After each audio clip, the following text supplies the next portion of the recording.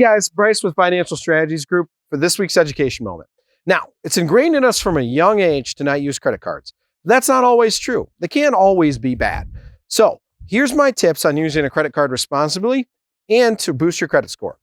First things first, to boost your credit score, keep your credit cards to a minimum, meaning 3 or less. 2 or less would even be better, but 3 or less credit cards is a good rule of thumb. That's going to keep your life, make your life easier for paying those down, and you're going to be less tempted to swipe that card.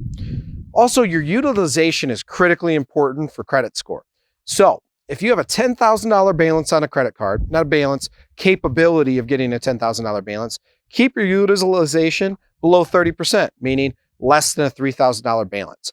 Pay it every single month, ideally in full, so you're not paying any interest or late penalties. Also, you're going to want to make sure that if you're using points and using credit cards for points, that you're doing it responsibly. You're paying that credit card every single month, so that way you're not accruing those large interest payments.